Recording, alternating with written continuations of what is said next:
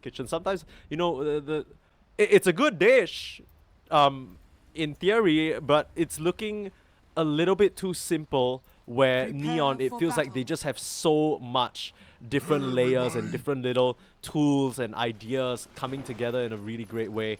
I mean, this Storm and the Night Stalker, they're gonna suffer as a hunting party throughout the first stalking phase. It's, I don't know. I mean, the fact that you have Koto Storm as well, just randomly sneaking through the draft, like, yeah, like he's gonna have a great game, Ken, right? He's not gonna be able to threaten Chuan so much, but it doesn't matter because he can threaten everybody else. And I'd like to say that's where the rotations come in, but hell, a Venge Coddle rotation, maybe the Venge rotation, but not the Coddle rotation. That doesn't amount to really anything.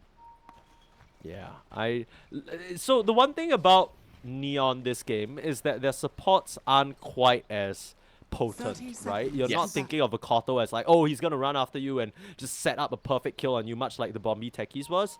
But we can foresee that instead of maybe the Night Stalker, this Koto is just gonna make a beeline straight for the Storm come the 8 to like 15-minute mark, and they're just gonna run all around the map and make things happen. Now, speaking of making things happen, have their eyes out onto Ken. Loses quite a bit of HP just to start things off. I mean, he's gonna have to ferry out maybe an additional set of tangos or something like that if he wants to stand against Tron. Forced to back up here, muscled off the rune. It is actually going to be a 2 for 2, so nothing too crazy. You'd love to get one additional one on the Alchemist though, just to, yeah, look at that GP. Yeah, yeah, right. Big money. Our observer knows, he immediately swapped that too. That's how you know this guy knows his stuff. Okay, starting things out here. I think mid lane is gonna be a snooze fest. Are we agreed? Yes. Yep. Yeah, I mean, unless something crazy happens, right? The techies, like a techies rotate. Okay. 4 or 5 minutes, 6 minutes comes around. These techies rotations are going to be huge. Yeah. Right? Securing these runes. As long as Storm is on level 6, the rotations are going to come in hot and heavy from techies. Yeah. For now, though, Ponyo has a tall task. And that tall task is actually pressuring out this duo. They're doing a pretty good job. Are they? Yeah. Yep.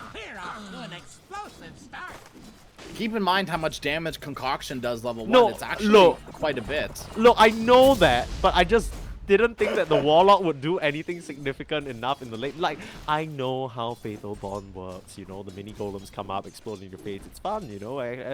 Slacks told us all about it in that video, but I just didn't really expect Bombi to get caught out like that. And maybe a bit of a slip up to start the game off, not really what you want to set the Alchemist up for. Yeah, First Blood going the way of this top lane. It's not something we really saw. At least I didn't see coming. At least the level 1, maybe level 2, 3, but definitely not level 1. I was shocked. I don't know if you could tell, but I was just sitting there like I was looking around. I'm like, is this a joke? Like, is this real? Yeah. It's actually April Fool's. Did you know? Pranked. Haha. We're remaking the lobby. Okay. Good one, ESL. Okay, but jokes aside here.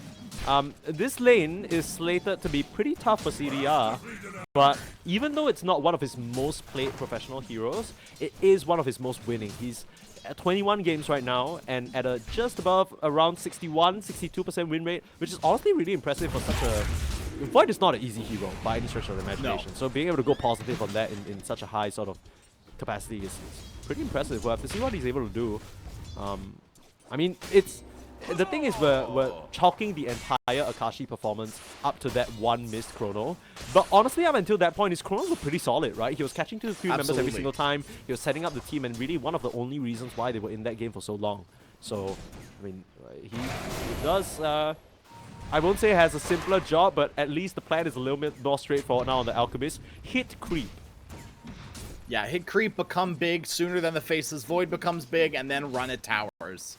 Yeah, right, and I think that's the name of the game for Talon right now.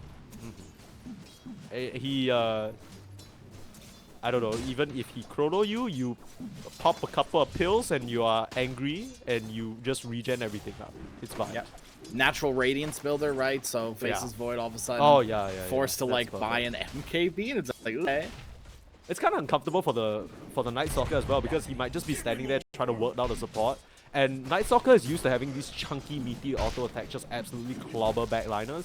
But then if you're missing like half of them, it's just like, wait, what's going on here? Why is it a Gossamer Cake? Like, what's happening? And then you realize, like, right.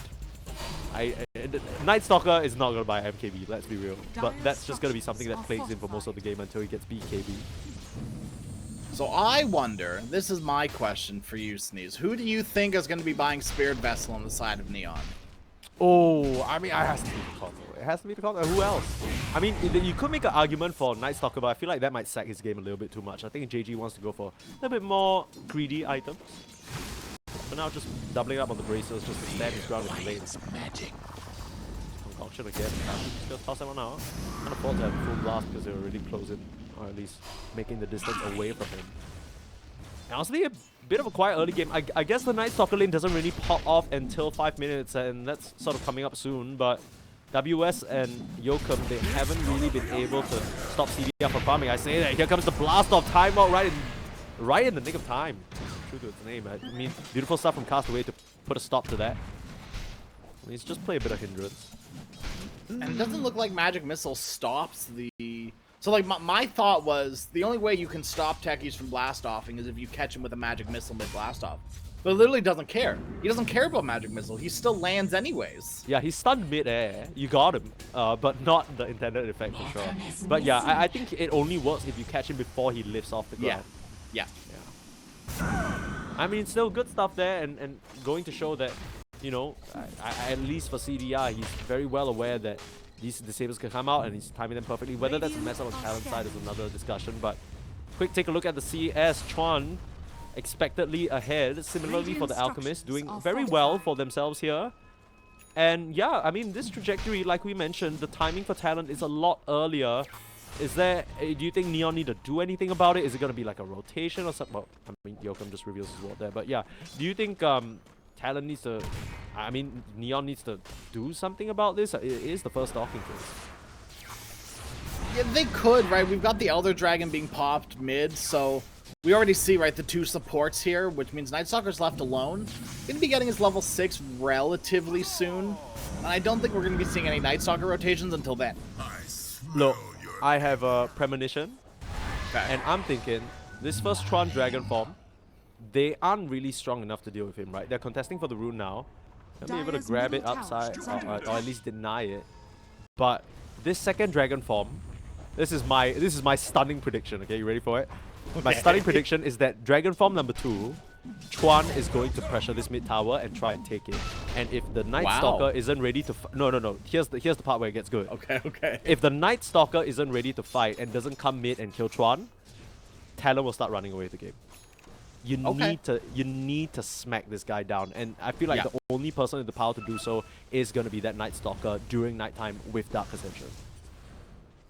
Now that Storm Spirit's level 6 as well, you do have a little bit more kill potential on pretty much everyone around the map. But speaking of kill potential, I mean, the combo finally coming to fruition. Like you mentioned, the supports making their way to the mid lane to address some of the pressure left by that Dragon Knight. That's going to leave WS wide open to set up. Beautiful stuff from Talon, and much needed, I must say. Yeah, absolutely. The more the Talon can get an early game advantage, it's going to favor them so heavily. Because like we said, their timing is a lot sooner. Look at the CDR, he's not doing too hot. I just took a look at the CS and now taking a look at the net worth as well. It's a big yikes. Yeah, I mean, look, it's not an easy lane to farm, right? I mean, he's basically has his full focus on making sure that he doesn't get caught up by chain stuns. And for what it's worth, maybe he goes for an early Midas for a comeback out Tron. Getting real aggressive here, but here's the TP. Not the one that we talked about, the Night Stalker coming in. Yeah, this is what we were saying. Chuan, he needs to die here. It's a beautiful blast off on the 3 though.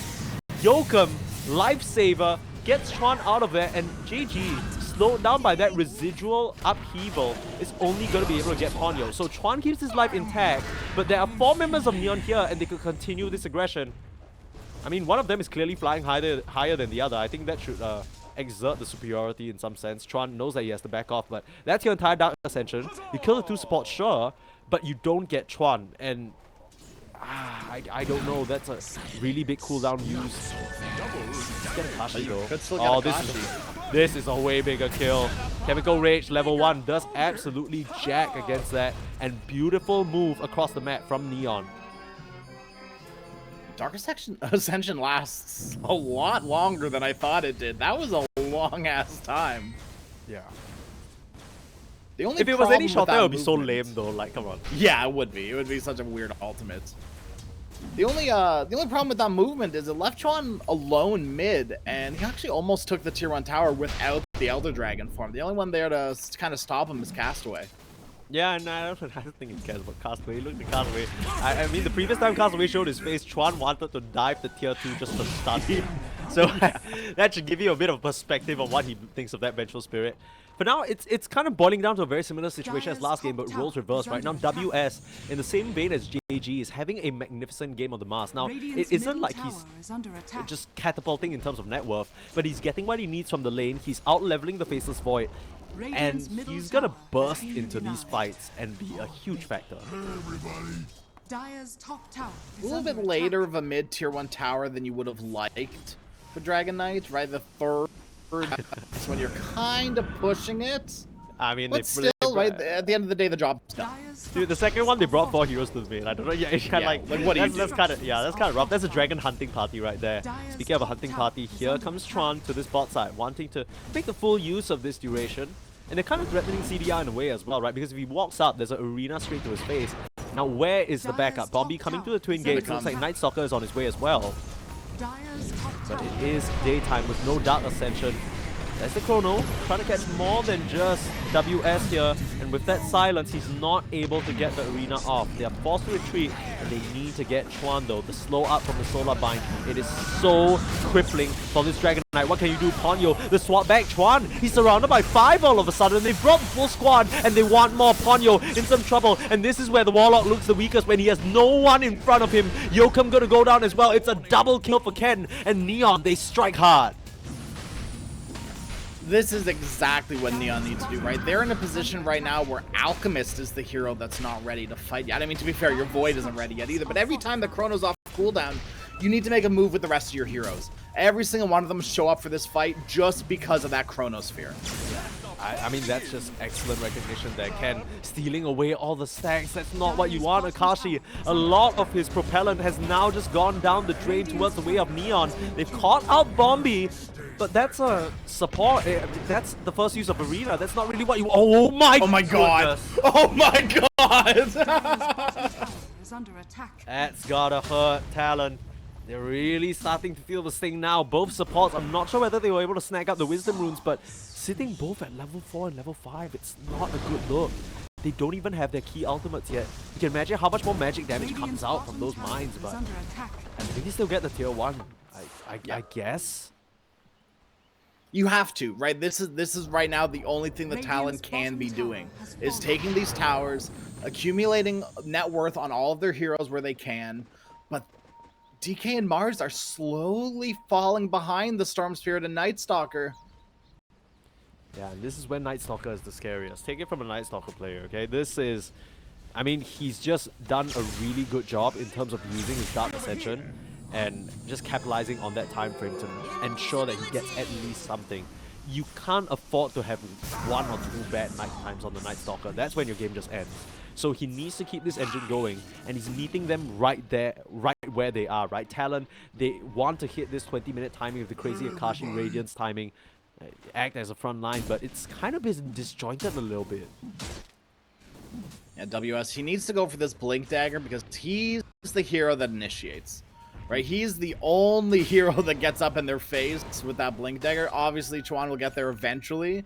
He's going for a Blink Dagger as well, and he, like, that's the name of the game for Talon. They need to get in Neon's face, on the Coddle, deal with these saving and high damage supports. Coddle is going to do a lot with the Solar Bind, the Vessel, and just Illuminate. That's quite a bit.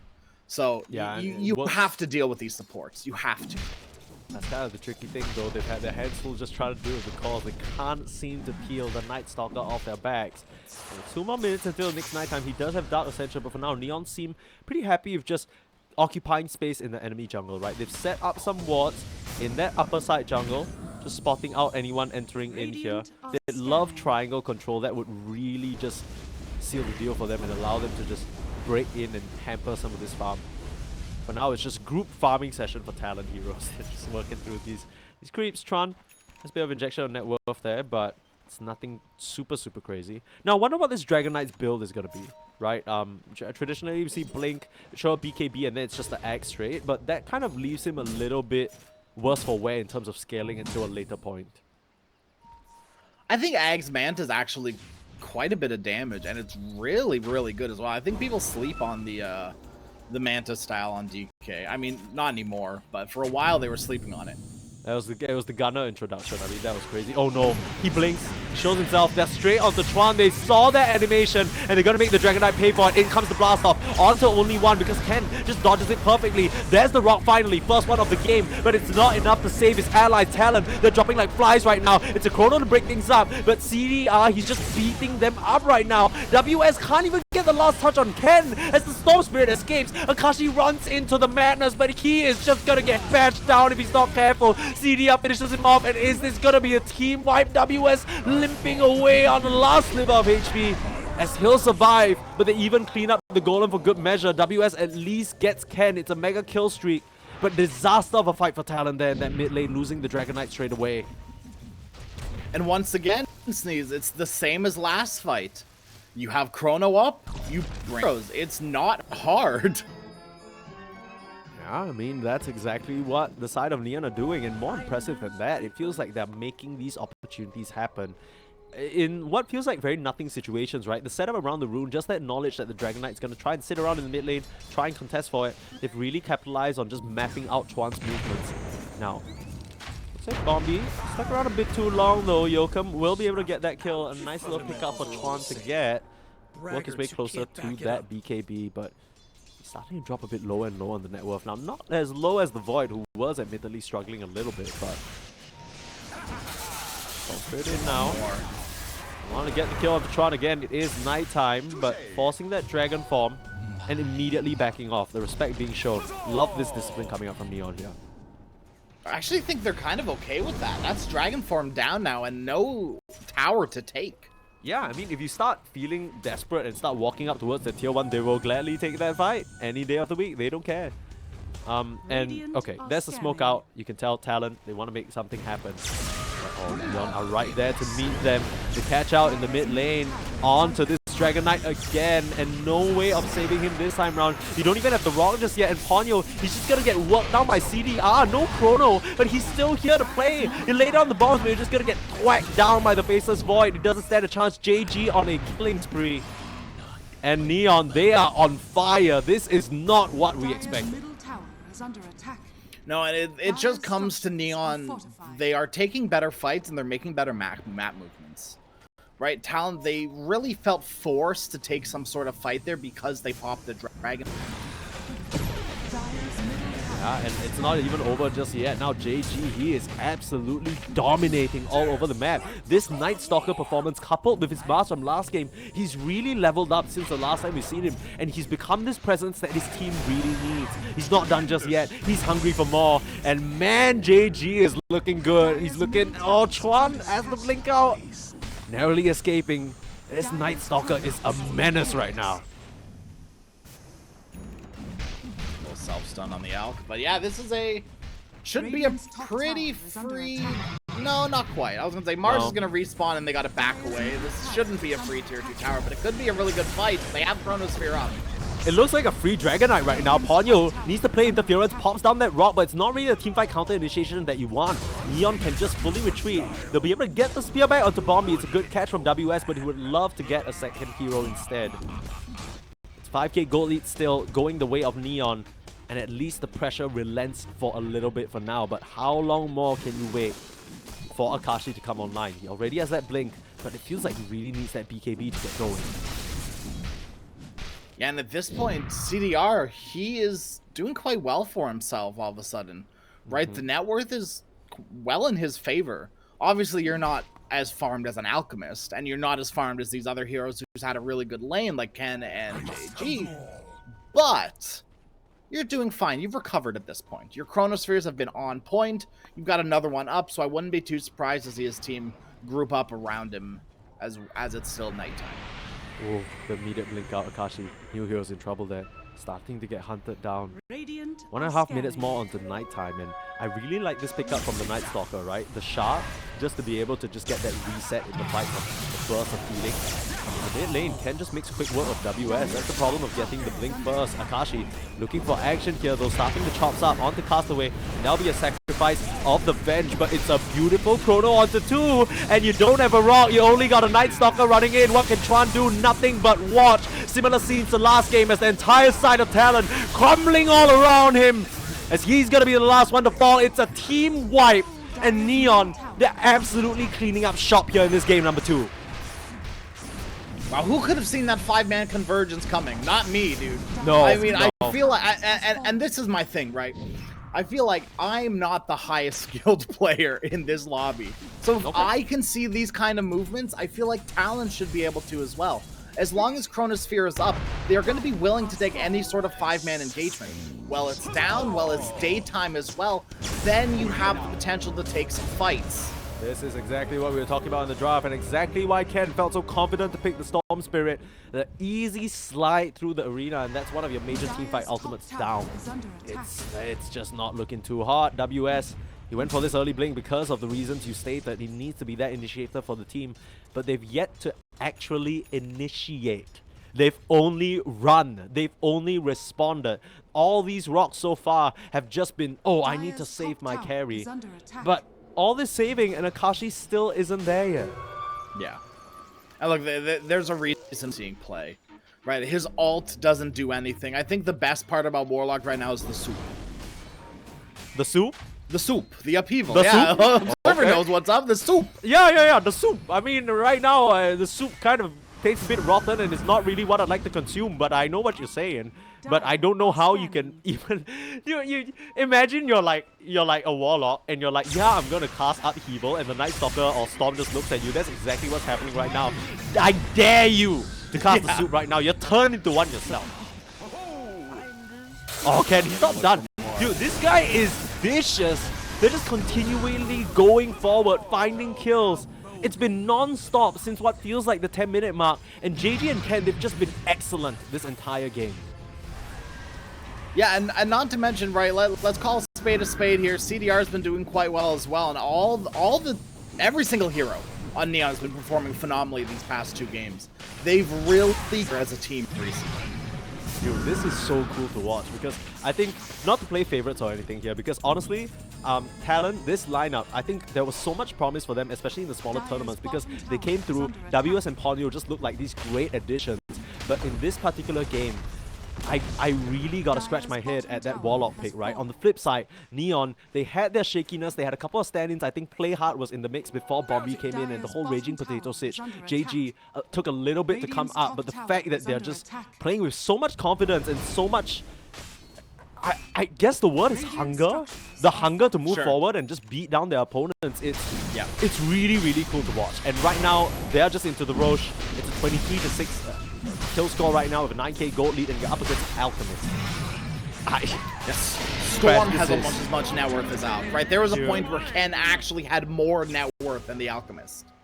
I mean, a couple more kills going his way, and it might just be the case. One of the best Aegis carriers in the game as well, Ken.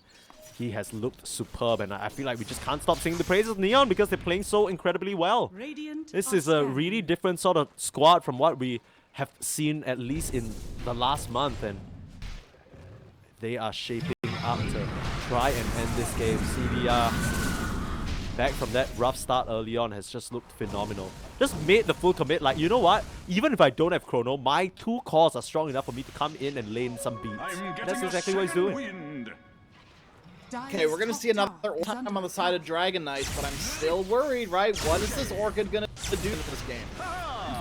Not the Orchid conundrum again. Chuan, he's gonna try and catch out Ken, but a bit too tanky with that Sergeant Kaya and WS. You don't have the BKB yet, my friend. You're just gonna get wrapped up and killed off Ken. He's still fine here because he has the Aegis. Chuan desperately needs to try and get away, but he's stuck to the ground because of the Solar Bind. Yeah, forced to pop the BKB right now. Yokum trying to turn around and commit onto Ken, but little do you know, he's already killed up. Thanks to Bombi on that Keeper of the Light. They won't even look at the techies as he dies. They got bigger fish to fry or dragons to slay. And keeled over to the ground. Ken with a triple. I don't see the angle. I really, really don't. I mean, you have a Warlock, you have Fatal Bonds, but who is doing the damage?